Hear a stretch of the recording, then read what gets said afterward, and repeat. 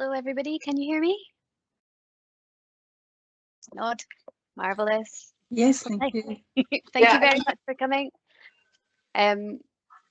Moving through the levels at the moment gets confusing, so we really appreciate your time coming here so we can try and consolidate some of this information. We have people joining us thick and fast. We've got 170 people booked onto this call. So in a sense, this is really great that we're all now so much more familiar with this format and this way of delivery, so we can get this information to you really quickly and efficiently. So we hope you find this all really useful. Thank you very much to Natasha and for David for organising this all and pulling it all together. Thank you to Fraser, Catherine and Tim for their time taken to put together all of these presentations and deliver them. I'm sure that you understand and appreciate that it's quite a busy time for these teams. So it's really good that they've done that. We have a number of questions already submitted. And a few will be answered as we go through these presentations. So we're going to keep questions until the end, if that's okay. And then we'll direct them to the most appropriate person to answer these. Normal rules apply. Please mute your microphones. If you don't, David is poised and ready to do it for you. No offense intended. So if we're ready, and if Fraser's ready, this is Fraser Stephen of Trading Standards, who will talk to us about COVID-19 guidance for the community sector. So if you're ready, Fraser, I'll just go for it. Well, hello everyone. Thank you for joining us this afternoon. My name, like I said, I'm Fraser Stephen. I work for the Aberdeenshire Council Trading Standards Department. And I'm sure, as most of you are aware, this is not what we normally do. This past year has been incredibly unprecedented for all of us. You know, this is what I usually spend my time working with. But now we're in a situation where we've been in a year in and out of different restrictions. And it seems this time, hopefully, as we're lifting it out, fingers crossed, this will be the last time we have to hold an event like this. So I'm just going to quickly share a presentation with you all and talk you through a few things, and then following that, my colleagues Catherine and Tim will be doing the same.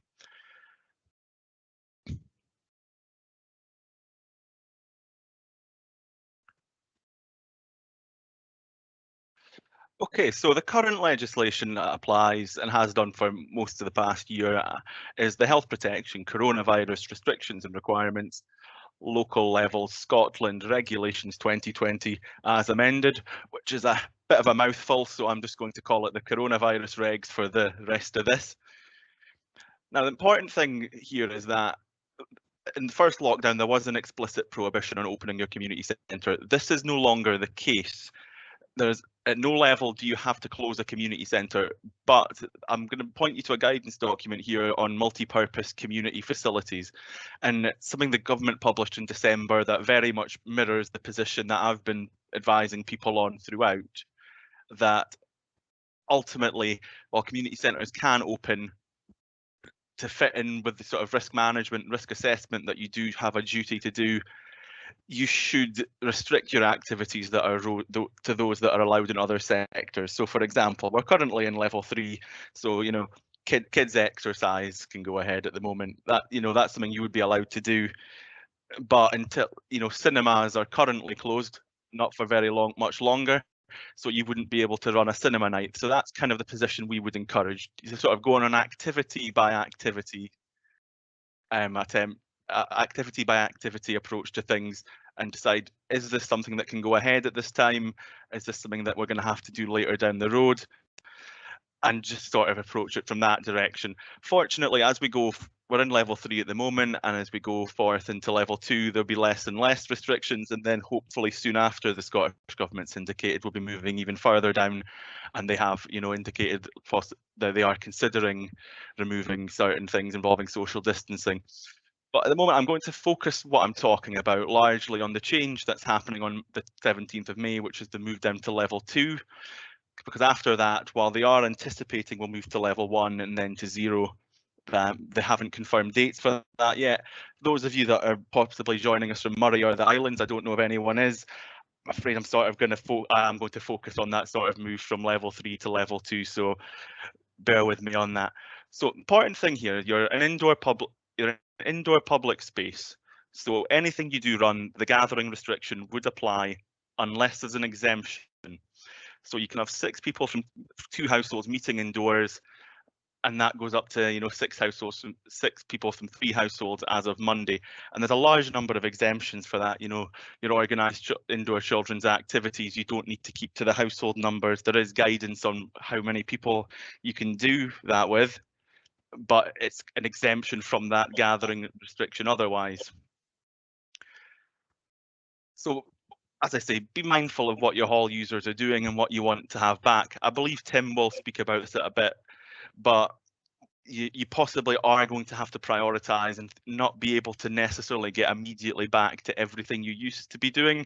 Some things might come first. You might want to prioritise childcare. I know that was a big thing for a lot of the halls and community centres in Aberdeenshire, that they wanted to get their childcare, their play groups, their kids socialising back before any other things. That might be a priority you may wish to choose. It may be other things that you feel are more important, and it's ultimately something you have to decide for yourself. You know your halls, you know your users. I can sit here and I can talk about the legislation, I can talk about risk assessments, but at the end of the day, if it's something your users want to do and it's allowed in the restrictions and you think it should be a priority, that's your decision that you're free to make.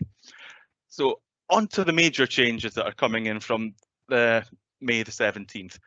You're going to be able to do indoor non-contact sport for adults. And again, it doesn't have to necessarily be the 3 households. The guidance is obviously not to, felt pack out the hall. You will still have to physically distance. I would strongly advise you to look at the Sport Scotland website for any specific activities, because they're very good. You've got very good set activity-specific guidance. But things that would fall into indoor non-contact sport would include, yoga groups, any sort of dancing that isn't partnered or in groups, that's indoor non-contact sport. That'll be able to go ahead from Monday, subject to appropriate physical distancing. Outdoor non-professional performing arts, and this is something that's quite a recent change in the legislation and guidance. Professional performing arts, your musicians, your theatre companies can operate from Monday. I'm afraid your AMDRAM, your amateur musicians, they are going to have to wait a bit longer and wait until we go into level 1. So I'm not sure how that would affect you. I know that some venues, some community centre venues in Aberdeenshire have hosted professional theatre companies in the past. So that might be something that you might be able to do, but I'm afraid your amateur dramatics are just going to hold on a little bit longer. Cinemas can open from Monday. There's not very clear guidance on how this would apply to community centres. My personal opinion on this is you could run a cinema-based event, but bear in mind your gatherings, so long as they don't intermingle, you can have multiple gatherings in one room. So if you've got, say, a family come in and they keep at all times 2 meters from another family, and they keep 2 meters at all time from another family, at no point have they all formed one gathering, and you could run a cinema event. Something else I wanted to throw in, that mental health support is allowed to resume in person from May the 17th if any groups run things like that. If it doesn't fall within an exemption like that, or if it's not something where you can make sure that people are sort of taking part in it individually and not intermingling, it is only 3 households indoors at the moment. And as I stressed, your adult non-professional performing arts, if they can practice outdoors, but anything indoor will have to wait till level 1, and any organised activities for adults will have to wait until level 1 indoors, unless there is some other exemption. For example, the sports and exercise is something that seems to have been prioritised, and that can go ahead. Educational activities, they can go ahead, but any other sort of organised thing that wouldn't otherwise, count as a sport or an educational thing, or mental health support, it's going to have to hang fire a little longer, I'm afraid. Unfortunately, while social distancing, they have indicated that no longer has to go ahead in our homes. It is still going to be going ahead in businesses and community centres for the time being.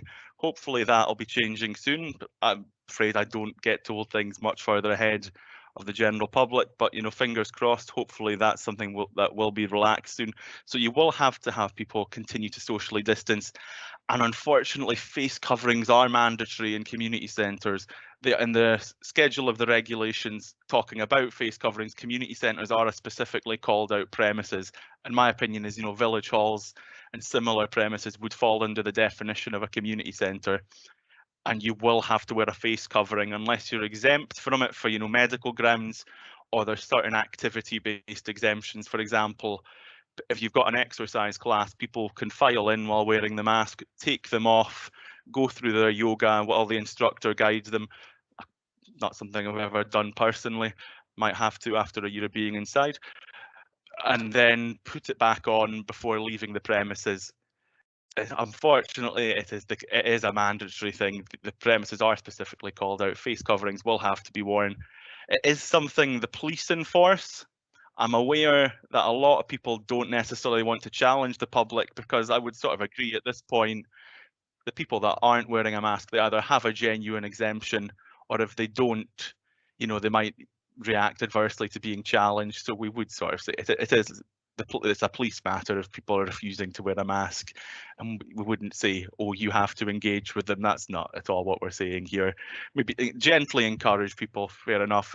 If they have remembered it, they've pulled it down and it's round their chin, you can gently remind them to pull it up over their nose, but you don't have to challenge people that are going to be combative about it. That's not a position we'd ever want to encourage people to take. Before you reopen, there does have to be risk assessments in place, and Catherine's going to go into this in a bit of detail. But generally, you should have a general hall risk assessment, and there should be risk assessments in place for any activities. Anything you generally run, feel free, you would have to do one yourself. Anything that a hall hirer does, it's possible to just get them to do their own risk assessment. And if they're going to be left in charge of the hall, I would generally encourage them to be the one to do it. Engage with your hirers, see what it is they want to do, how it's going to fit in with your hall, how you can socially distance it, how you can manage through routes and make sure people aren't cluttering up with one another.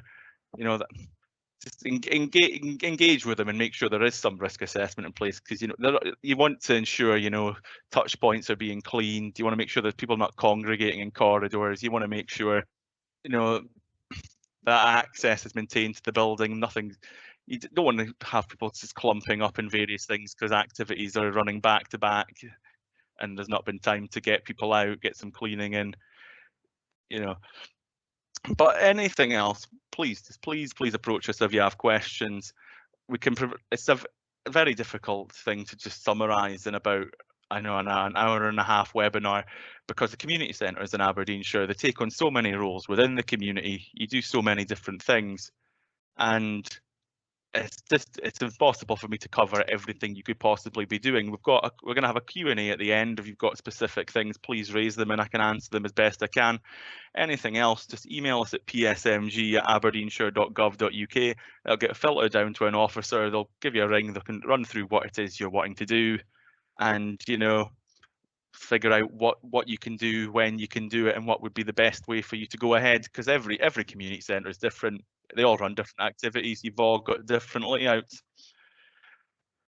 So thank you for your time. No objections. I'll just pass off to Catherine now. She's got a few things to discuss as well.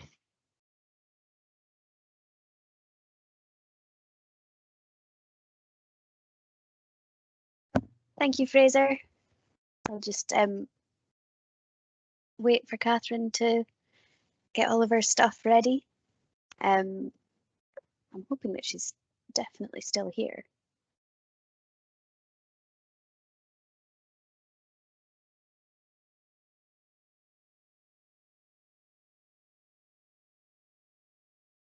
Catherine, are you here?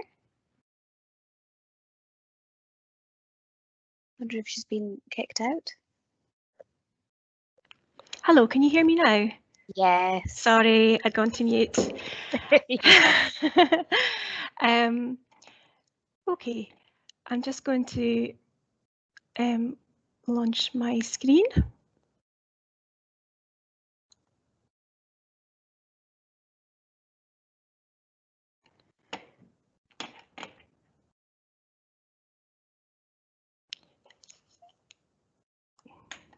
So good afternoon, everyone. Thanks very much for inviting me to come and speak today. I'm Catherine Clark and I work with Fraser in our Protective Services COVID team. Our role is to engage with the public across Aberdeenshire and to enforce the regulations when we absolutely need to. Our team is made up of EHOs, trading standards, public health compliance and licensing officers, and we want to be able to help you by offering to look at any proposals that you have and providing any advice that you need. We work alongside NHS health protection teams to take action to control outbreaks, and so I've got a little message from our health local NHS team. They released a statement for the opening up. So the message from our NHS team is that we still need to physically distance in public spaces to fight COVID, and wherever possible and wherever necessary, collection of test and trace data is absolutely vital. And make sure that you get the right test at the right time. Head for a PCR test when you've got symptoms, and get a lateral flow test when you don't have any symptoms. So I'm just about to I'll go back to speaking about the guidance. So village halls, in my opinion, have an incredibly difficult task. You need to learn to make decisions on what guidance applies to you and when it applies. And the community centre guidance describes the responsibilities of the halls and also the responsibilities of hall users. So hall management, what do they need to do? You need to carry out a risk assessment covering the core public health control measures, and I'll speak about that later. This risk assessment should include the process of deciding who uses the facilities and when, and Tim Stevens is going to talk after and will describe how the council's gone about this process. You need to plan ahead and consider how users might be affected at each of the protection level and how changes to protection levels could impact on your plans. You'll also need to reassure yourself that any user groups are considering appropriate measures when formulating their own risk assessments. So I would say that hall users have responsibilities too. They need to collaborate with hall management and undertake risk assessments for the activities under their control. Ultimately, if the hall management wish to do the risk assessments for the users, that's fine, as long as somebody does it. But I think it's always going to be easier if you've got a lot of activities happening to put that onus on your user groups to come up with the appropriate risk assessments. So in terms of the hall management responsibility, what control measures need to be considered? Fraser's talked a little bit about face coverings, and indeed everyone in community centres, and I would say that includes village halls, over the age of 5 needs to wear a face covering unless these exemptions apply. So familiarise yourself with the exemptions. For cleaning and hygiene facilities, you need to identify your enhanced cleaning schedule, identify your touch points and clean hard surfaces with a disinfectant, establish who's going to be responsible for those tasks and when, talk to your hall users, as some activities have specific requirements for cleaning. You'll need to ensure that between hall management and the users that cleaning is sufficient to control the risk of transmission. You'll also need to promote good hygiene by supplying soap and towels and decide how sanitisers at entry and exit points will be managed. So what happens? Public health arrangements for symptomatic individuals. So what happens if you're informed that a positive case was present in the hall or someone developed symptoms while you're in the hall? The health protection guidance for non-healthcare settings contains decontamination procedures that involve the use of disposable cloths and mop heads and PPE, so you need to plan ahead for these scenarios. In terms of your risk assessments, you'll need to decide on the maximum capacity. You might be aware that there's guidance being published for public halls and public areas. So consider that guidance when you're coming up with your maximum capacities. You'll need to stagger groups and identify pinch points such as corridors. Decide on capacity for smaller. If you've got ancillary spaces to your hall, smaller rooms, you need to consider what sort of appropriate capacity there are there, and provide signage so people are aware of the rules. I would say avoid queues and corridor spaces, and plan arrival and departure times of your user groups so that you're not having any overlaps. It's quite a challenge to do this. I've had experience of trying to put together plans for managing, and it is quite difficult to see ahead. So you just need to constantly review how your hall's operating and make sure that you're satisfied that the procedures you've got in place are working. So ventilation is another important factor, and you've probably seen the Scottish Government and HSE guidance. Their main message is very much let as much fresh air in as possible. You know, if ventilation is going to be an issue for you, there's lots of different ways that you can manage it through purge ventilation, which is basically opening the doors in between user groups, or potentially you could, if you're really struggling, you know, with some of these older buildings, it's quite a challenge. You could look at reducing capacities, but again, if you are struggling with that, please come to us, and you know we'll try and help you find the right solutions. So we'll move on to your user groups. What should their risk assessments be covering? Well, they need to decide what guidance applies to them and produce risk assessments, and you need to agree with them about what applies.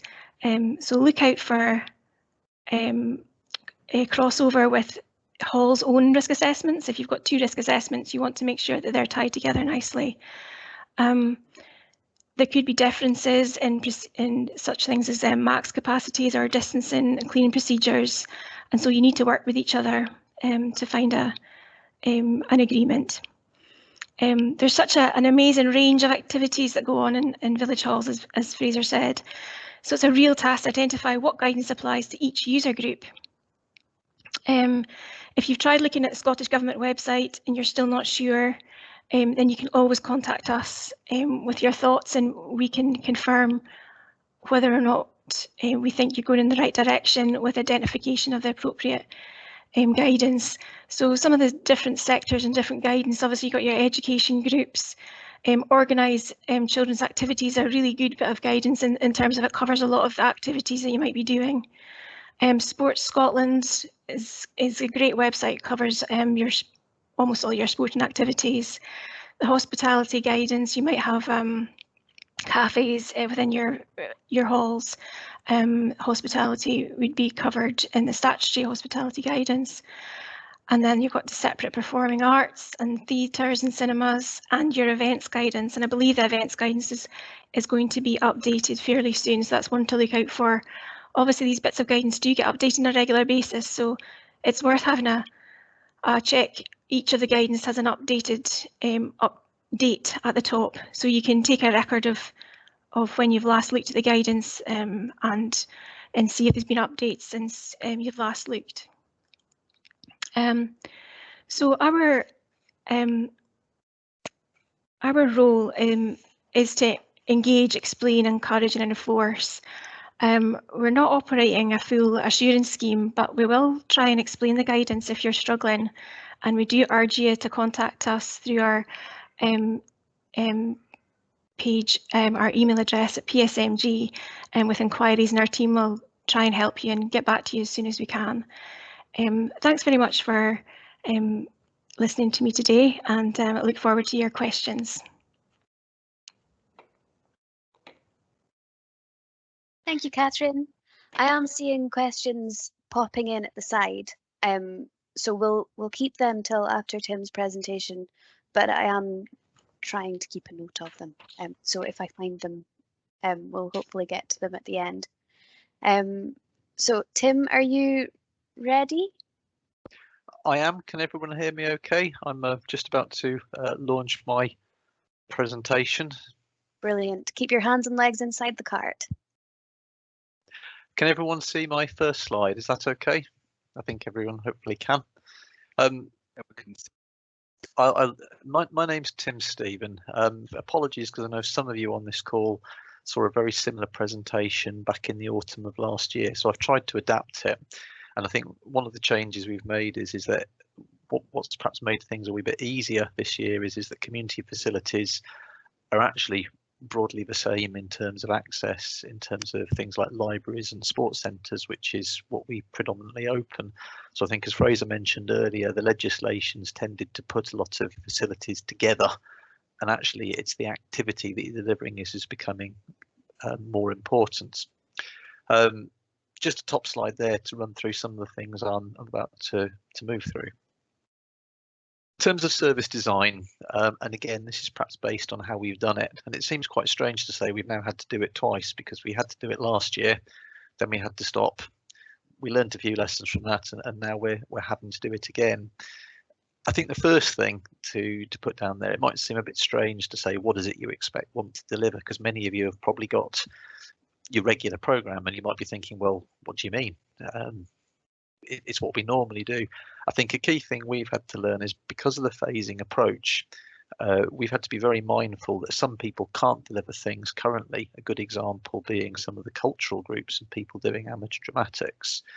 At the same time, lots of groups can do things. So at the minute, we've got a surfeit of people wanting to deliver activities for young people on a sporting basis, because that's what can happen. And we're very, very conscious that as time goes on, what we don't want to have done is made commitments to one type of service, which means it's then becoming very difficult to dislodge them to accommodate other types of service. So we are having to give an eye for what's coming down the track once we get into level 1 and level 0, and what the community is going to want. In terms of where it will be delivered, again, there's been very much a focus to date on moving the inside outside. So we've made some fairly innovative uses of space outside without necessarily opening a particular building, or in some cases what we've done is we've moved some activities outside, but we use the inside of the facility for things like toilet and storage, etc.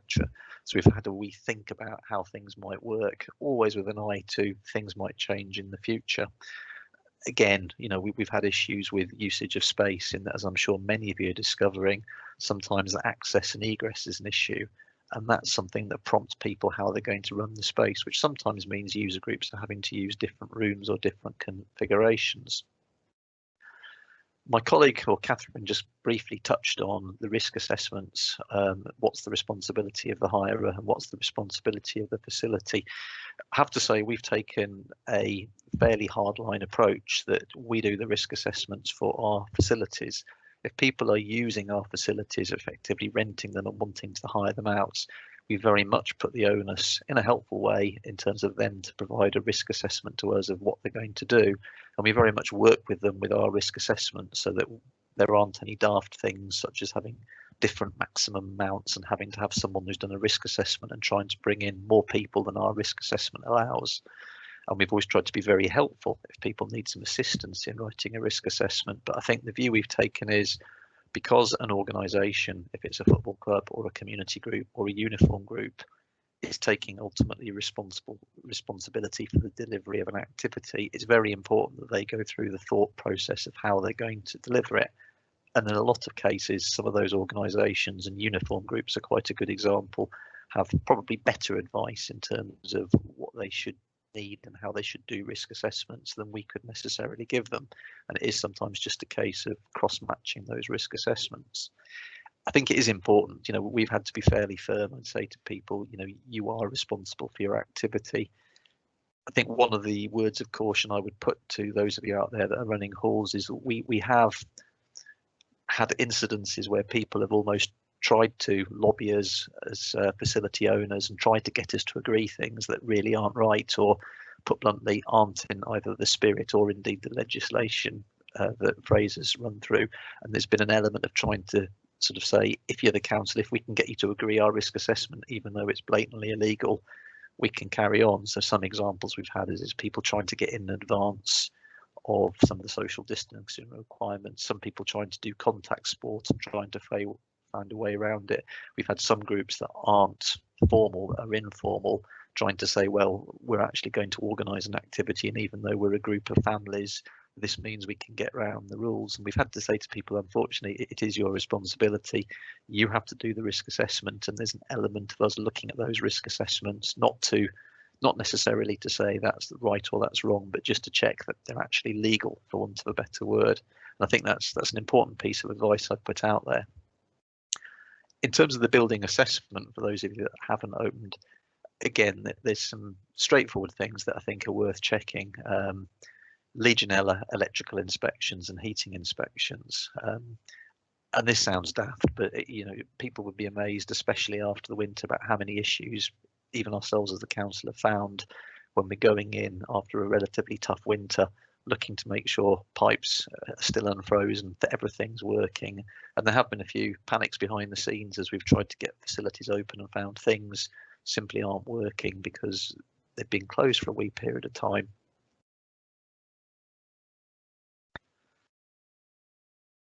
In terms of management user agreements, I'm coming back a bit, I think, to some of the comments I made about working with users. It is key, and I haven't got this on the slide, but I think one bit of advice I would definitely give out is that there's sometimes a bit of confusion out there behind the legislation and the phasing and what you have to do. And I think a bit of advice I would give to people is that because from Monday we can move to level 2, it doesn't necessarily mean that you have to. That is if you like, that's the maximum you can deliver. And one of the things that we found is certainly managing a lot of facilities. Once you're aware of what you can do, sometimes it's quite good to take a step back and say, what is it we actually can manage? Because frankly, it's sometimes very difficult to keep up with the phasing levels, and there certainly is a certain amount of community expectation. And sometimes because of resources, because of the extra costs which we'll come to, we can't necessarily meet those expectations. So in a number of our facilities, we will still be operating on the basis of phase 3, even when we've moved to phase 2, partly because we're practicing and learning how things work as we move through the phases, and partly because we sometimes don't necessarily have the resources to manage phase 2 from Monday, from next Monday. We simply don't have the bodies in place. So even though you can do something, it doesn't mean you have to. And I think it's much more important to think about a sensible plan of how you're going to be opening up your facility, rather than feeling you have to rush and do everything according to, as fast as you can.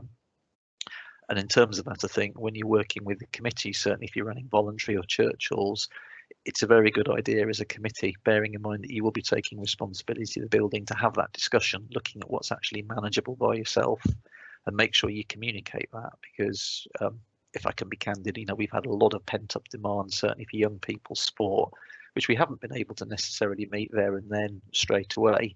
But what we have done is try to speak to people. So we're talking to them, making them sure they understand some of the limitations, and perhaps importantly, when we are aiming to accommodate them. And in a lot of cases, if we can't give them what they want, we're sometimes looking at doing alternatives. So we've had an awful lot of people who want to get back indoors, and we've managed to accommodate them out of doors. Again, staff, if you're employing people, it's always good to keep them on board, bearing in mind that one of the things we found is staff are often in a situation where some have been vaccinated, some haven't been vaccinated, some staff have still got outstanding conditions. So there's sometimes a lot of nervousness from people that are coming into either open buildings or clean buildings, etc. One thing that's new this time round is last time there was a phased approach, but we almost didn't get a lot of time to implement it. Understanding the phasing and what's happening and the difference between phase 2, 3, 4, it's not easy, but it is a good idea to make sure everybody's clear on that. There is good documentation. I would specifically suggest that there's an overarching documentation which I can potentially share on my screen at the end, that I think is very good for people to have, because it's a good pictorial on the Scottish Government website about what you can do by type of activity. In terms of prioritisation of use, again, this is a duplicate from the last time I did this presentation. Once you've done your risk assessment, you've looked at what you can do, and I come back to that point about, you've got to be careful that you keep some space for activities that can't yet happen. It's important to ensure that you've got potentially time limited rules that tells your users that you're doing things a wee bit differently until we hopefully get back to normal. So in our case, we've been quite clear with people. what we can do, what we can't do, what new bookings we can take, and when people can use facilities. And we've tried to keep it simple. One of the things that I'm struggling with is that I get an awful lot of people, or we get an awful lot of people ringing us up and saying, why is it you can't do this in this facility, but you can in school? Or more importantly, you sometimes get people saying, why is it okay that this happens in the school, but it's not necessarily, or something different is happening in the same school as part of a community use. I think in some cases it's important to go back to that. You're clear on what you can do, you're clear on your risk assessments. Try not to get into too much debate, as I'm sure you all have, about how some things are justifiable in one capacity and how they're not in the other. It's your rules, it's your facility, you've done your risk assessment, you're confident, you're safe.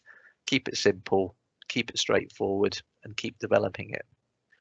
In terms of some priorities, Fraser alluded to this earlier in his presentation, but we've kept our priorities quite straightforward. You know, we are at the minute still working on the basis of supporting parents into work. So we're very much focusing on childcare and the type of activities that allows people to entertain the kids. We are still prioritising organisations that are delivering outdoor services, pitch sports, but sometimes giving them an opportunity to come inside. People may wonder what we mean by existing services. What we really mean there is that we are retaining a squatter's rights. We're being quite tough in terms of not allowing people to expand what they've previously done, and not necessarily encouraging any new users, simply so that we keep capacity manageable. Hopefully as things goes on, that'll change and we'll be able to move back to normal and allow more people to use facilities. Just coming back, and hopefully this is a wee bit of a wrap up. Again, key steps, whatever facility you're opening, is risk assessments, which will look at your timetabling, making sure people feel safe. And again, sometimes it's quite acceptable to do things that don't necessarily have an obvious safety purpose, but they do provide a wee bit of reassurance, because there is still a lot of people very nervous about coming back into facilities. Can't not say anything about cleaning. I know that's been covered by colleagues, but cleaning is everything. I've seen some questions in the chat bar leading up to this about how do we clean? Can we leave it 72 hours? I think the hard truth is that we're operating on a basis is we're making sure things are clean before people start, and making sure we clean them afterwards. And certainly every time there's a group swap over, we're having to do a touch point clean. We've certainly avoided any kind of mechanism whereby if things are left for 72 hours, we don't need to clean it. We've decided that's simply not worth even considering. You know, we are operating a basis of there's always a clean between every individual group. Sometimes it's a touch point clean, sometimes it's a more significant clean, and we're tending to do a couple of significant cleans a day, and I don't think you can get away from that. In terms of pricing, I know this is a difficult thing to speak about, but it is important to say that we've had to be realistic on pricing. As the council, we still have very much a social agenda, so we are by and large sticking to our normal pricing regime, but equally we are incurring significant cleaning and staffing costs. Everything costs, so you know the reality is that will be the case for yourselves as well, and we have had to make a decision to put some additional premiums on for cleaning. We tend to do an extra £2.50 or a £5, depending on how much space people are using. And again, the last point is every week we're considering what works and what doesn't work, especially after we've introduced new changes following a move in the levels, and I'm sure that'll continue ad infinitum. Oh, I forgot there was actually a last slide. I do apologise. Last points to look out for: marketing and publicity. Make sure you keep people as informed as possible. As the council, we've had to get much better on using social media, because that's how people tend to be looking for this kind of information. It's important to be honest with people about the changes and the challenges you're having. Where you can, protect existing and potential users so that you don't have that horrific situation of people saying, well, we've always used the facility, but there's now no room. Make sure your risk assessments, you work with your groups so that there isn't any conflict between them. And lastly, keep up to date with national guidance. We all hope it'll go away, but I suspect it's going to be more a case of it'll continuously change and adapt. Thank you very much. Thank you, Tim. Okay, well, that brings us to the end of the formal presentations. So I have a list of questions that have been submitted in advance, and I have been taking a note of the questions coming in on the side. I know for sure that some of the answers to some of these questions have been covered in the presentations, but I'm just going to go ahead and fire them at the panel anyway, if that's okay, because there have been people coming in and joining right up to the very end. But just to be clear, I think these presentations will be made available to attendees after this event is over. Is that correct? I'm looking at colleagues. Is that the right thing to say? We'll share that's fine. Yeah. We'll email all the presentations and the recording to the webinar as well. Great. Okay, no problem. So we'll just go over these. So sorry if it gets a bit samey. If anybody feels that they've heard this information before, but it's probably best to hear it twice than not at all. So the first one is, are village halls included in the category of indoor public spaces? Only cafes and restaurants are given as examples in the regulations we have seen. I'll take that. The answer is yes. It's unless you are doing something outdoors, obviously it's an indoor public space, and thus the gathering restrictions for indoor public spaces apply. Generally speaking, most stuff indoors, unless it's someone's house, is an indoor public space.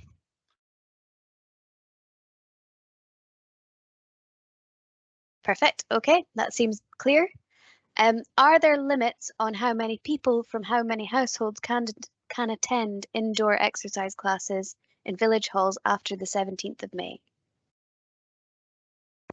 I can take that as well. I don't know it off the top of my head. This is one of those things where I would strongly encourage you to go to the Sport Scotland website and look at their sector-specific guidance. Now, they will have recommended numbers for each level.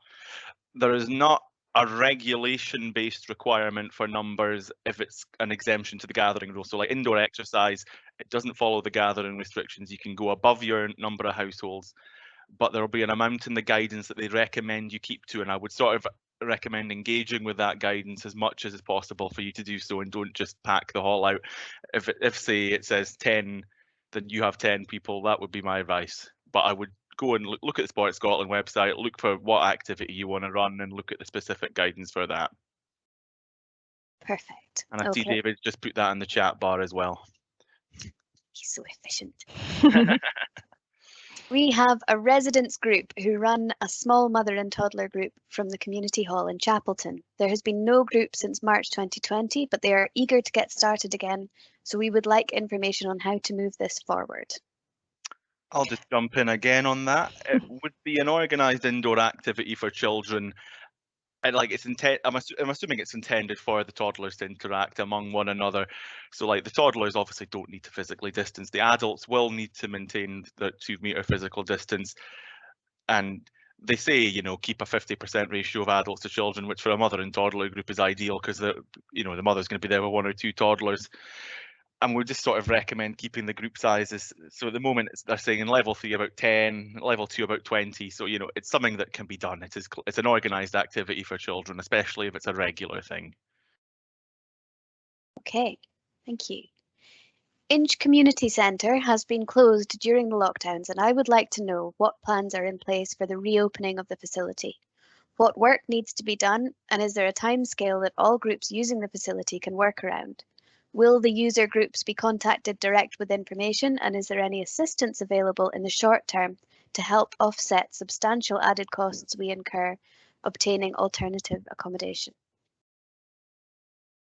I can probably take that one as a general. I mean, it's difficult to be specific in communities, but with regards to council-run halls, we have opened a number of them for emergency use, and we've opened a number of them for more general community use. We haven't opened them all. We've tended to focus mainly on the busier ones, and that's mainly because of the resourcing issue. So we are following a process as the council of effectively looking through all of our halls and trying to open them up in an order. Unfortunately, we simply aren't in a position where we can open all our halls up for normal as we have done in previous years. It will be a long, it will be a phased process, and it won't be a process that links direct to the council's guidance. However, what we are trying to do is speak to groups that use those facilities that can't get in and try and offer them, where possible, alternative accommodation. Okay, thank you. We are looking for a new booking clerk. If we cannot get a volunteer, how do we pay someone to do the job, even if a small nominal amount? Thank you. Not sure that's directly COVID related. I would say that's it's definitely outside the scope of the COVID team, unless Tim's got anything to contribute. But Flick, it's Dawn here. I would have thought, depending on where they are, they can either go to their community planning officer to ask about that, because they should be able to get help with something like that. There's a lot of ideas out there. I don't know where the people are located. So that's more of a funding thing, so probably not for this forum. Yeah. Okay, given that coffee mornings are allowed, what is the social distancing rules for the voluntary sector? In July 2020, it was 2 meters. I can take this one because this came in ahead of time, and I have since spoken to the licensing officers who have primarily been dealing with the hospitality sector. So what their opinion is that generally, at default, your physical distancing is 2 meters, and certain sectors have been allowed to bring it down to 1 meters if they have the appropriate mitigating measures in place. So I would say for the voluntary sector, your community centres, your physical distancing is 2 meters. But if you're doing an activity that would constitute hospitality, you know, like you've got a cafe in there, or you're holding a coffee morning, it would be possible to bring it down to 1 meter, but you would have to follow the hospitality guidance quite strictly to essentially make it a hospitality activity with all the mitigating measures present within the hospitality guidance. If you're not able to do that, then I'm afraid it would have to stay at 2 meters. Okay, thank you. The next one's a bit of an open-ended question. When can we expect community centres to open? Is that another one for Tim? It is, yes. I mean, a number of our community centres are currently open, and more will open, I think, from Monday. I'll come clean and say, you know, much as with regards, you know, the council is simply not in a position to open up all its community centres straight away, and that goes back to the point in the presentation about being realistic about what resources you have, what you can afford to do, what the actual anticipated usage of your building is going to be like. So yes, our community centres are opening. I think our website will detail which ones are opening. Our schools are now open for community use as well. So often, if we can't accommodate people in a community centre, we're looking at accommodating them in schools. So it is a case of a gradual process, but there, you know, a number of our facilities are open or opening. It's all good news. I'm interested in further guidance surrounding soft play, kids' parties, and also coffee mornings. Okay, I can sort of attempt to tackle this. There's not really any guidance surrounding soft play. It's expected to be coming out soonish, because in level 1 soft play can go ahead, but at the present moment it's not a sector that can really go ahead. So unless Catherine contradicts me on this, I don't believe any guidance really exists.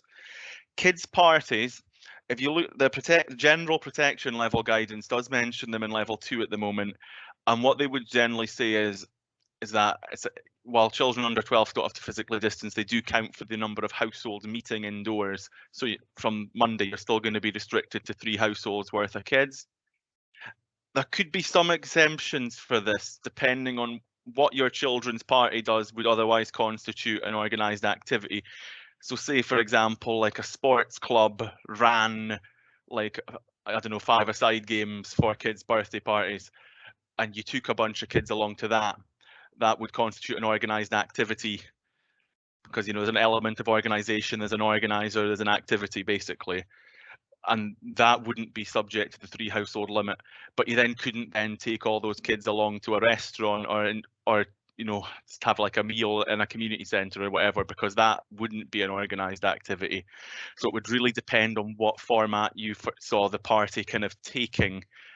It couldn't be an ad hoc something. There would have to be some sort of structured, organised activity for it to go ahead at this time. Otherwise, you run into your household limits.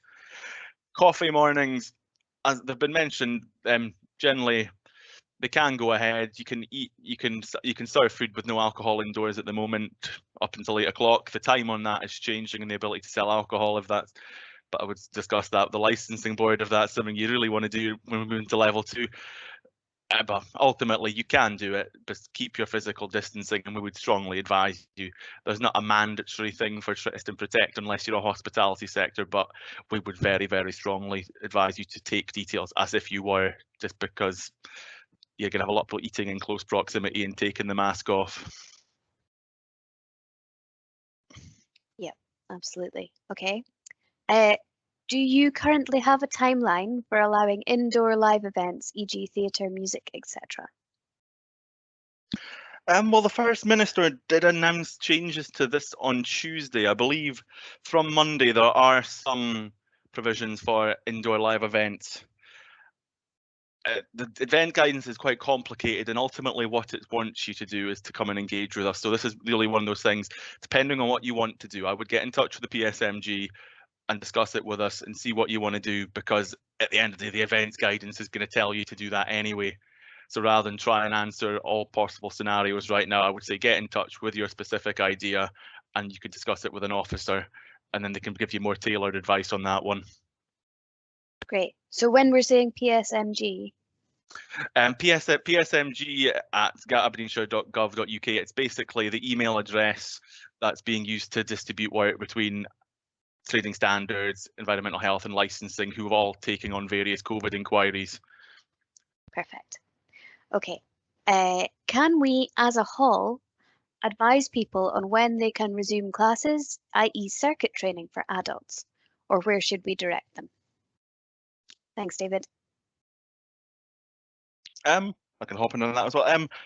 I would say you can, if people approach you as a hall and ask, can we do this and when are we doing this? Obviously, you've got when you're willing to take bookings on that, but there is no harm in telling them when they're legally allowed to do it. I mean, it's publicly available information. We wouldn't want you to go around misinforming people and running activities you shouldn't, but there isn't any harm in if your hirers come to you asking, oh, when are we going to be able to do this? Feel free to tell them or get them to get in touch with us or get them to look at this appropriate sector guidance on their own. But you can tell them what you like. It's all publicly available information. Remember to unmute. Wortle Village Hall has no windows, therefore extra ventilation is not possible. Doors that could be opened within the hall are fire doors, and HSE literature suggests that fire doors should not be left open. Yeah, maybe I could just jump in here. One thing I would say is it's probably quite critical that you ensure that the doors that you're talking about are actually fire doors rather than fire escapes. There is a difference. Contact your fire service if you have any doubts about that, because I would suggest that there's every possibility that they are, if they're doors to the outside, they could be fire escapes and they could be left open. You need to do your risk assessment for your ventilation capabilities. If you've got a large open hall, that's always good. You're reducing the risk of transmission being in a larger open space. You can consider reducing your capacity or purge ventilation. You can hold doors open for periods of time between groups, as long as they're as long as people are there to ensure that they're fire doors. If they are fire doors, they should be complying with the fire regulations, obviously. So if you're really still struggling, then come back to PSMG and we can help you work through that process. Thanks, Catherine. The next one's short and snappy. What about public toilets? I can maybe jump in there. I'm not sure entirely what the question relates to. If it relates to opening up of your toilets for the use of by the public, there's specific guidance on the Scottish Government website relating to that, and it goes through the enhanced cleaning that's required. It'd be up to your hall, or if I don't know if Tim knows about whether there's some halls might have an agreement with the council with regard to the provision for opening up their toilets. But yeah, my answer would be just to refer to the public toilet guidance. Perfect, thank you. In line with what we perceive to be the guidelines, we have stacked away our upholstered chairs. We do not have time to spray them and then allow them to dry between lets, since we are not a permanently manned facility. Even if we asked people to spray the chairs themselves, they will still need to be put away before exercise classes. We are currently using hard plastic chairs, but we do not have enough for when larger groups of folk are allowed back. My question is, can we now start reusing the upholstered chairs without them being cleaned each time? Or could we be asking folk to bring towels, etc., to cover the seats and take away and launder to reach this end? I'll try and answer this one. Unfortunately, when it comes to upholstered chairs, there's not a lot of guidance that tells us what the requirements should be. So it does come down to risk assessment. Some of your activities that are carried out in village halls will have requirements within the guidance that will say whether you need to use hard surfaces or not. For example, nursery-aged children or adult social care, they might have specific guidance that rules out upholstered chairs. So have a look at the activity that you're supplying those chairs for. Then what you need to consider is whether you would want to always use your plastic chairs first before upholstered chairs, but there's no outright ban on using upholstered chairs in activities where it's not specifically outruled. So use your chairs for those activities and ensure that your normal cleaning practices are in place. And if it's something that we're pursuing with the health protection team to try and clarify the rules regarding upholstery. Also remove any unnecessary upholstery, so any cushions or throws, and just keep it to the minimum, and consider it in your for touch points in your risk assessments. Thank you. Comprehensive answer to a comprehensive question. Guidelines say that bingo halls and cinemas can reopen from the 17th of May.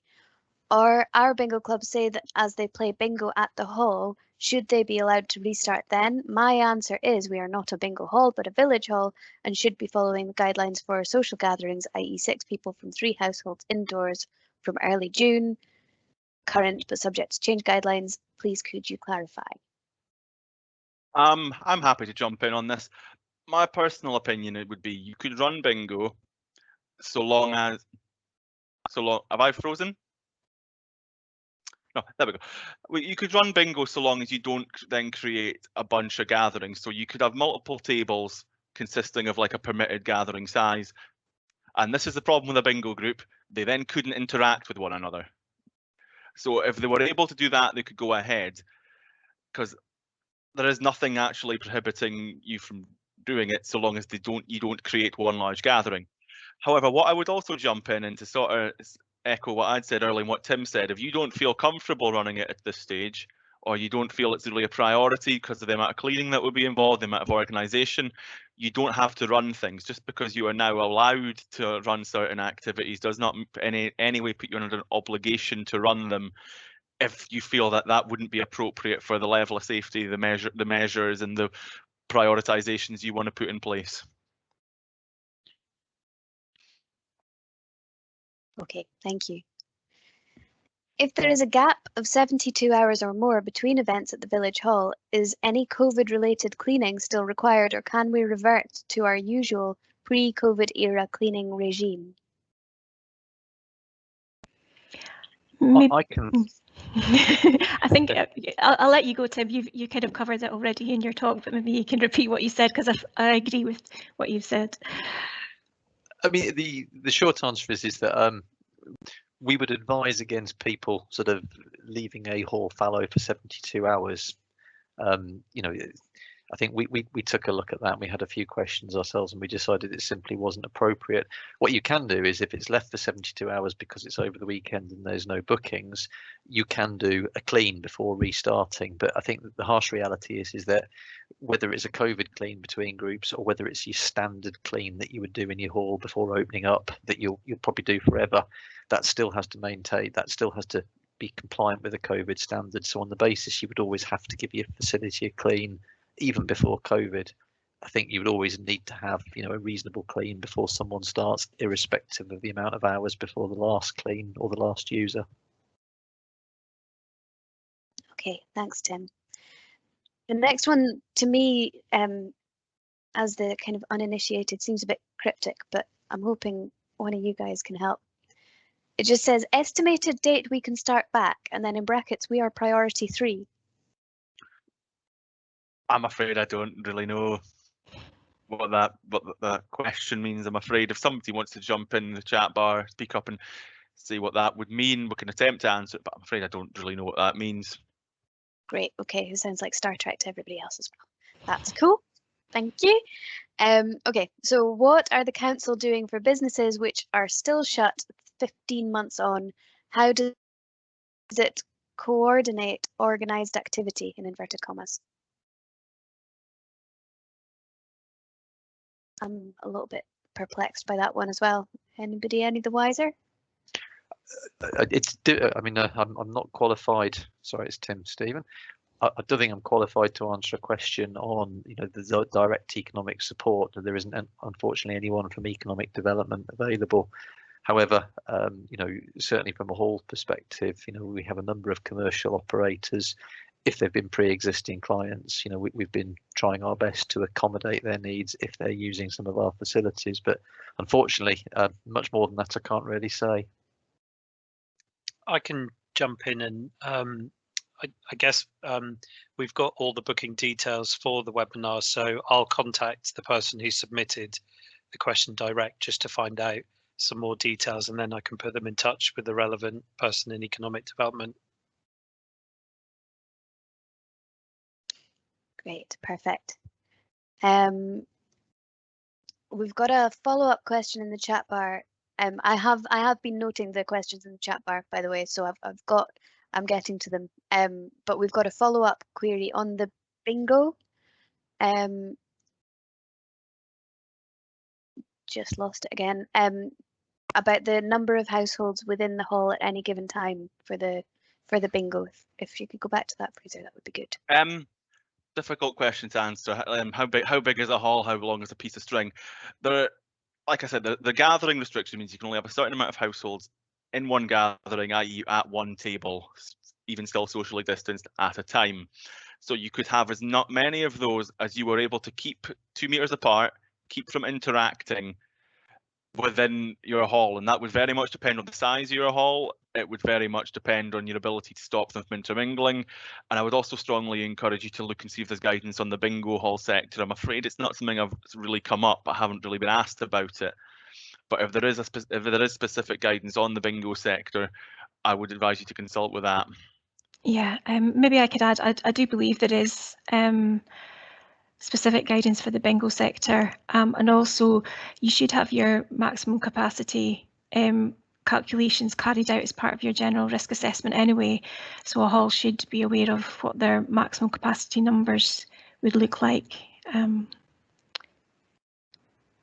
If I could jump in, it's not really my area, but keeping it simple, bingo as an organised activity, I wouldn't see any reason why it can't go ahead. But I think Fraser hit the nail on the head earlier, where it's actually about the fact that normal bingo is going to be problematic, and therefore I would be putting the onus on the person that wants to use the hall for bingo to accurately demonstrate that they understand the guidance. They should be themselves going to bingo and looking at what control measures they're going to put in place to ensure it can be delivered safely.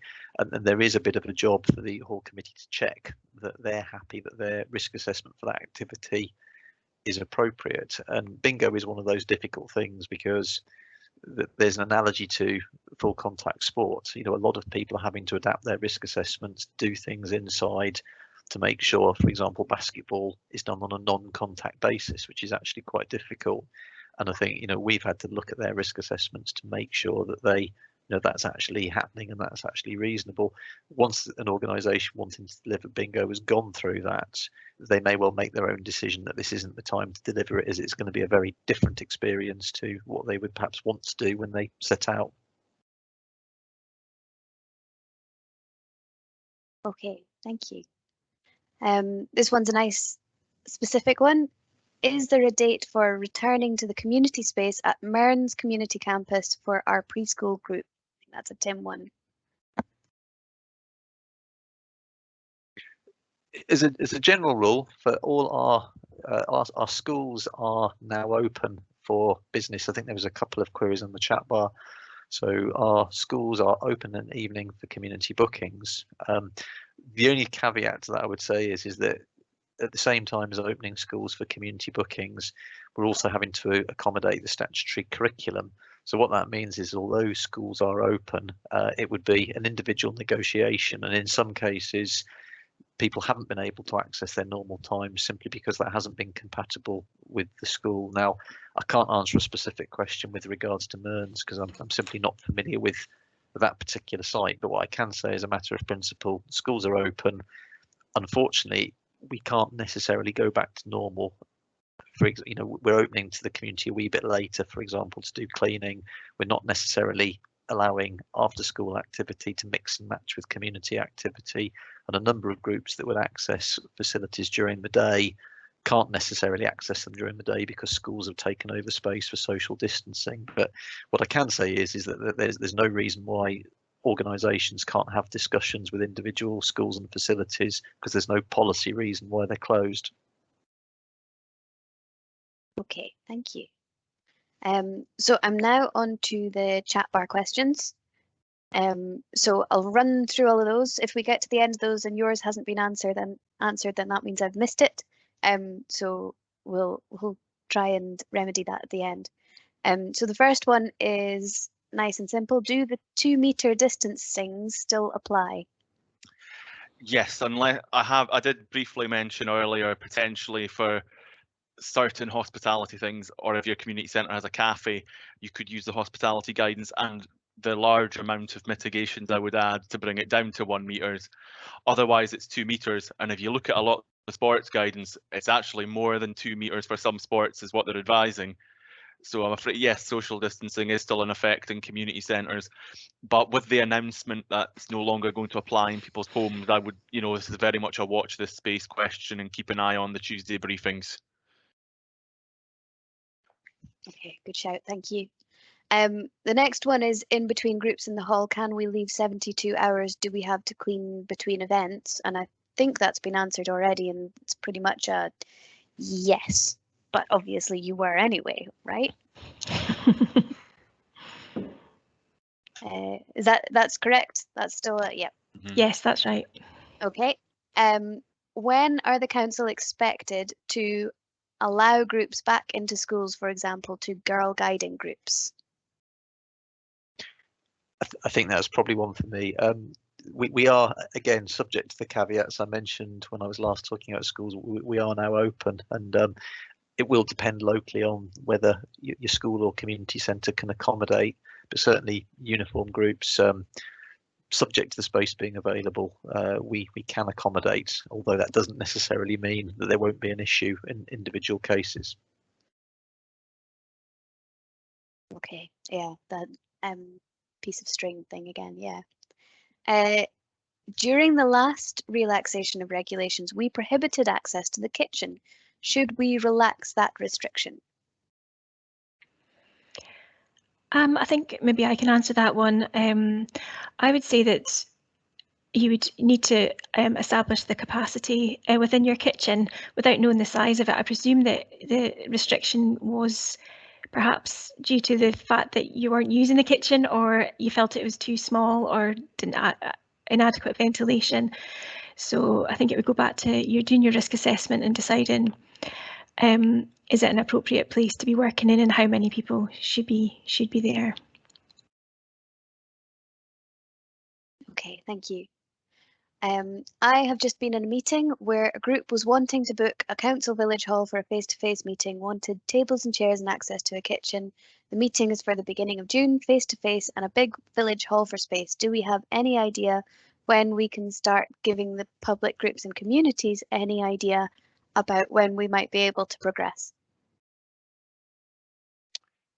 Meetings like this are kind of a difficult situation.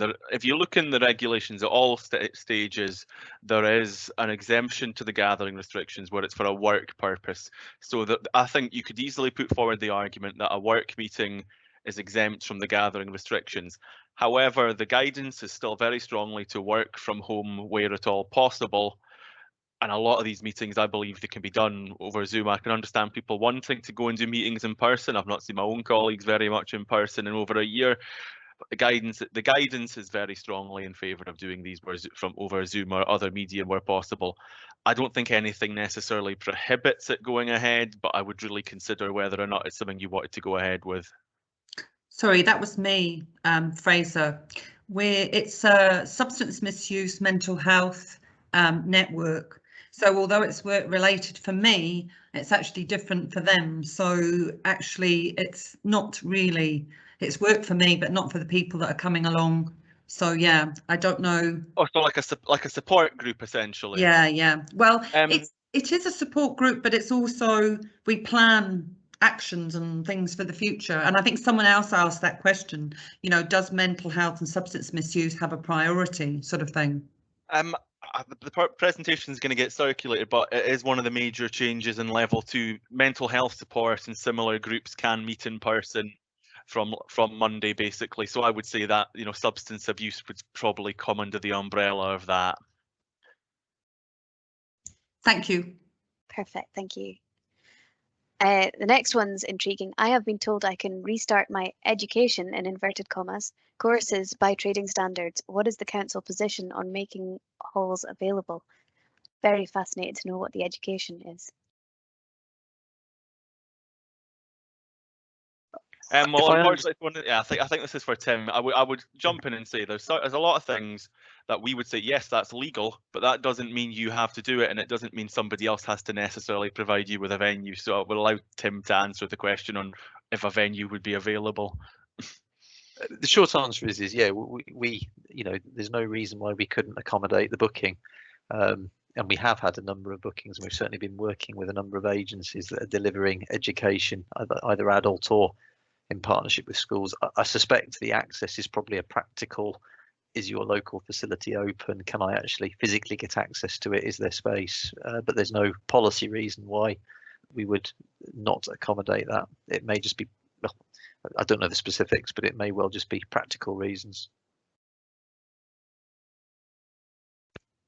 Okay, so I still want to know what it is.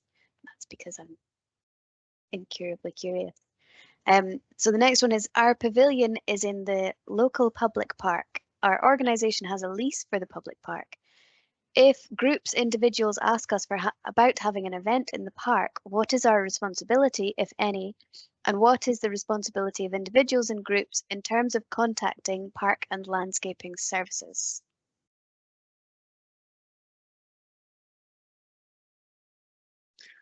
I can have a go at answering this one. It'd be interesting to see if Fraser backs up my answer. My feeling would be that if you have a lease on an area of land, you would be responsible for it. If you are the lease or the landlord, and therefore, if somebody is approaching you to ask your permission to operate an event, I would say you have a degree of responsibility, not necessarily to actually do the event, but to ensure that that person has submitted an appropriate risk assessment and is complying with the appropriate outdoor event legislation. So unfortunately, as a landlord, if they're asking you, you know, you probably do have a responsibility. It's probably not as onerous as you think, in that you're probably just looking to say, well, how many people are you going to comply? How are you going to stop extra people coming in? I don't know if Fraser agrees with that. It'd be interesting to get your take. I'm going to give the stock trading standards answer here of it would depend what's in your contract. Unless I know what the terms of the lease is, I don't really know what you'd be responsible for and what the council will be responsible for. I would say where I do know that, you know, parks would quite like to know what's being run it's not necessarily on an approval basis, it's just to make sure that not too many folk plan stuff on the same day. So again, it would really depend on what the nature of your agreement was, because if you're the one responsible for managing that, then it may well be they don't need that information. It's ultimate. I would get in touch with them and basically discuss what they expect from you, basically, because it'd be very difficult for us to answer without knowing the precise nature of your arrangement with them. I was just wondering if the questioner could perhaps put, are you a Martin-based large town in an area near a castle? I was making some assumptions about where the question might be coming from. I have, well, can you hear me? I've actually put my hand up, or I think I have, and I don't know whether I'm muted or unmuted. We can hear you, yeah. You can hear me. Okay, it's a local small village park, and the reason I asked the question is because a few years ago somebody did approach us, and they wanted to do have a pony rides, and I didn't feel it was particularly appropriate, but I did get in touch with the council, and they then designated an area where they could have them. So I just feel it's such a grey area, and it's always difficult. It's always difficult to know, and if, you know, because it's a public park, other people can come to the public park. But thank you for your advice. I'll just get in touch with them. Mm-hmm. And it would be good to hear what, you know, other people in a similar position to us, you know, what they do in those circumstances. Okay, brilliant, thank you. Just a note for folk, because there's some people leaving, there's going to be a funding fact sheet or funding guidance circulated to all of the attendees after this session. So just to kind of sneak that in there, it's not related to the questions at all. The next question is, how are the hall committee responsible for ensuring hall users comply with COVID rules, or is it the hall users' responsibility? And depends what you define by hall user. I'm going to answer first. Your hirers, they're responsible for adhering to the rules, and sort they've got a contract. If you're saying you can use my hall, but these are the rules you have to follow, that's basically a contractual obligation. They have to follow that, would be my opinion. Possibly I'm slightly biased, and that's what I do for a living. That's, you know, you've signed a contract, go and do it. If you're talking about individuals and whether or not they're following the rules while within the hall, the public are sort of expected to manage themselves. You can sort of gently remind them, but, you know, adults are adults and can look after themselves. If somebody is really flagrantly taking the mickle, you can kick them out. But it really depends. But ultimately, I would say, you know, individuals are expected to manage themselves. Your hirers are expected to take responsibility for following the rules themselves. Perfect. So the next one is question. So opening for theatre follows theatre guidelines, not number of households meeting guidelines. Yes, if you're doing some sort of theatre thing, it would follow the theatre guidance, and you would be expecting folk to, you know, socially distance and not be sitting, you know, side by side. So ultimately, a gathering hasn't been created. It would follow the theatre guidance. But so level 2 professional stuff can start going ahead, and then a few weeks down the line in level 1, your AmDram can go ahead. Okay, perfect. Next one is, I run children's cookery classes in village halls and community centres. Can I start up again? The age of the children is usually between 5 and 12. I believe I've been asked about this before, and I can't remember if my consensus was that because it was a class that came under education, or because it was an organised activity for children, it came under that. In truth, both can go ahead at this time, so it doesn't really matter what one it comes under. Both of those things can go ahead at the time if the hall's comfortable hosting you. Brilliant. The next one's very specific. Afford Community Campus have said no indoor groups can meet until after summer. This seems to be at odds to the guidance given. I'm guessing that's a Tim one. It is, yes. I mean, there has been some incidences where, you know, internally within the council that there's been a wee bit of misinterpretation. Certainly, schools shouldn't be saying that there's no indoor usage. Our schools, you know, will be open. Again, there may be particular caveats with individual schools, but so, you know, there may be a specific reason for one individual school, but certainly the policy line is that Aberdeenshire schools will be available for booking as time goes on.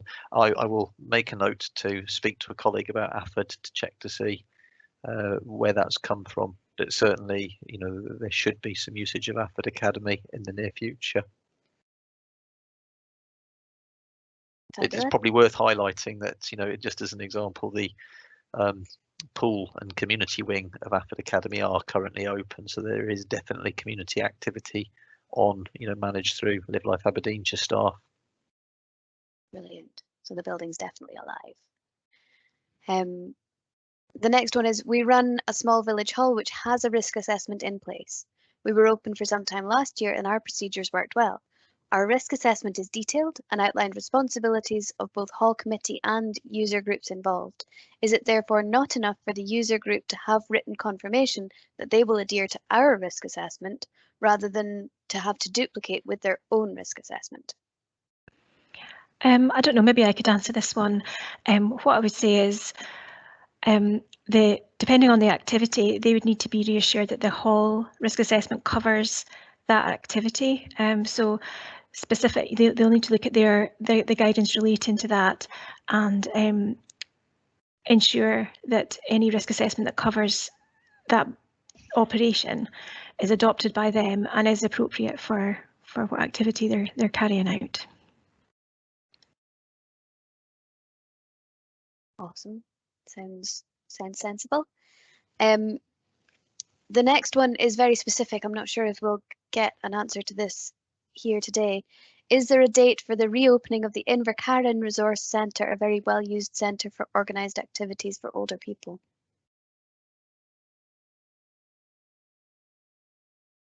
Pass, I'm afraid.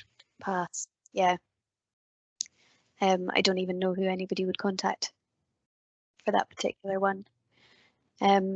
We'll move on for the time being. I would imagine, sorry Flick, I would imagine that would probably be health and social care. Right.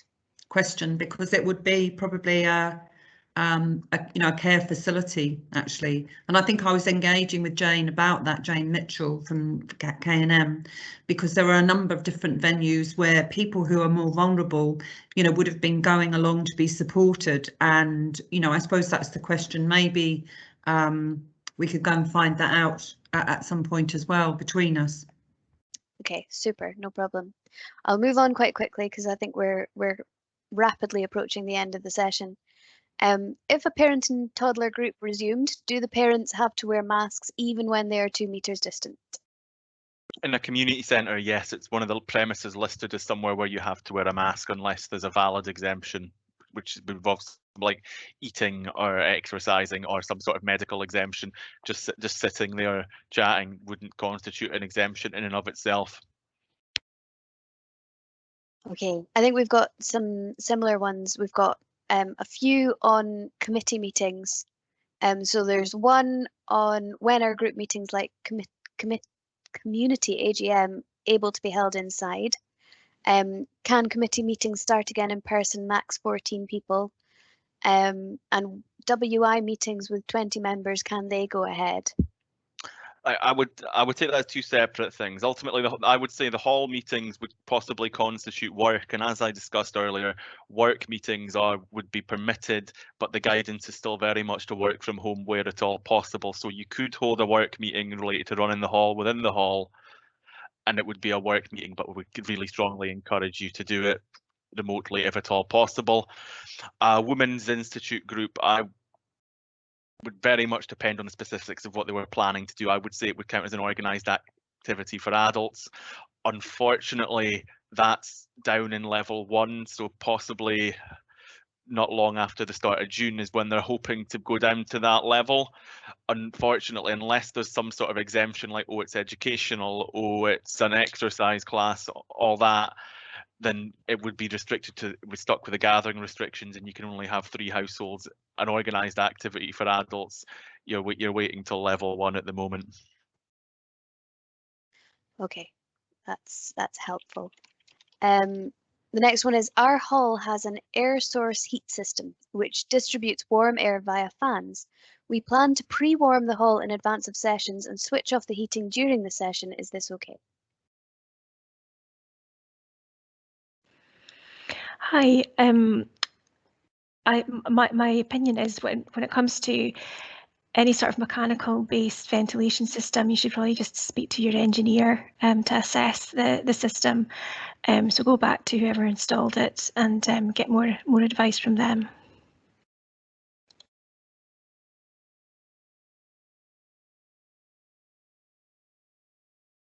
Unmute, sorry. So the next one is Banchory Community Council. We use Banchory Academy for meetings. Do we use Aberdeenshire School Guidance? I can answer this one. It's relatively straightforward. It's an emphatic no. School guidance and curricular guidance is specifically for the schools and the curriculum. If you are using it out, if you are not a member of the school and you're not in school, you are a community user. So you would adhere to community guidance. The reason it's emphatic is that I am aware that we get lots of queries from people saying this happens within the school, this happens within the curriculum, therefore why is it different? I think the harsh reality is that curricular guidance, I would always argue, for a range of reasons, often that the government's looking at assessments within the school curriculum is necessarily a wee bit different to public guidance. So you can never assume that your school guidance applies to you. You can only assume the national guidance applies to you. Okay, perfect, thank you. And the last one I think that I gathered from the chat earlier on was, Auchnagat runs a craft club for 8-year-olds upwards, usually members of 12 plus. I'm not sure what the question is actually. I would say at that point, it's an organised activity for children that they're permitted at the moment. Cool. In which case, I think we can move on perhaps to some hands up. Or was that another question just snuck in right at the very end? A local gardening club want to hold a meeting where a speaker comes and gives a presentation. Would this be allowed? I would again say that's an organised activity for adults. I would strongly suggest that would be level 1 before that could go ahead. Which, I mean, it does. When I was giving this talk last year, I have said a few things now though that would be level 1. When I gave this talk last year, that was miles away. At this point, we're going into level 2 on Monday, and the discussion is, will we go into level 1 3 weeks down the line? The islands are already going into level 1, so level 1 is not actually that far away. If you're looking at getting people booked in advance, it's possible by the middle of June. That would be something that can go ahead. Can I ask a question? In level 1, I asked a question. I think you've missed mine out. I only just put it on. We used to have a lunch club before COVID of about 20 old elderly people. Would that be allowed in level 1? I would say so. That would probably, I can see an argument for it being a hospitality, but if it's a regular organised thing with the same people, I would say it more likely fits into organised activities for adults, and thus level 1's probably the best time to go ahead with it. Yeah, that's my gut instinct. It's not something I've been really asked about, but I think that would be where it would fit the best. Thank you. Brilliant, thank you. I've got a hand up as well from David with lots of backslashes. Just says David. David brackets guest.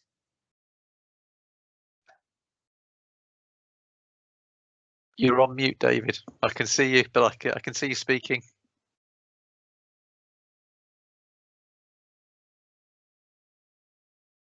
Not sure if I can unmute. I think what David's saying was his query, because I think it was Banchory has been addressed. Is that right, David? Thank you. Yep. Perfect. Okay, and the other hand up is Helen Thompson, but I think that might be a legacy hand. Oh, I've got Alan Smith as well. Yes, I'm with the Dixon Hall in Lawrence Kirk. Prior to all this carry on, we used to run afternoon cream teas on a Sunday and hot lunches during the winter. We're looking to resume the hot lunches. I have looked at the hospitality guidelines. I've actually set out the hall so that we can have couples at individual tables. We've got larger tables with 2 people at one end, 2 people at the other end, so that they'll be physically spaced. And was wondering if that would be allowed, and also could that be allowed then for funeral teas, which we did previously as well, and we want to resume them. Ultimately, if you're pretty much structuring it with like tables set out like in a restaurant, you know, you're taking contact information, I'm assuming, and you know you're following the hospitality guidance stringently to run a basically temporarily run a hospitality activity / business, I think that would fit within. It's not something that really fits neatly within it, because you know you're not a hospitality premise. Ultimately, what it is community centres are allowed to open. The guidance is they can do what's allowed in other sectors. So I'm sort of leaning towards that, yeah. And funeral teas, yeah, I would say the same rules apply. Yeah, that's fine. Yes, we would be taking the contact details of the people attending to ensure there's no problems. Okay, thank you for that. Okay, I think that brings us to the end of any questions. I don't think there's anything else. So in which case, I guess all I can do is big thank you to the organisers and all of the speakers and presenters and the panel, and bring the session to a close. Thank you very much for coming, everyone. Flick, sorry, it's Dawn again. I was just going to ask the Dawn. question. I think I did put the comment on. Could we have a question and answer sheet from this where we could sort of like cluster some of these questions so that, you know, because I would have thought this is like a, you know, it gives you an overview of the sorts of things that people are looking for. Could we actually do that? I can certainly say that the recording, the meeting has been recorded, and I've got a list of all the questions. I'm not sure whether I can volunteer my colleagues to put together a document. Look, I can do that because I've been making notes, so I'll put that together. That's Brilliant. Natasha. Thank you, Natasha. That's super. Well, thank you very much, everyone. Okay, great. Thank you. Thanks, Flick. Thank you all.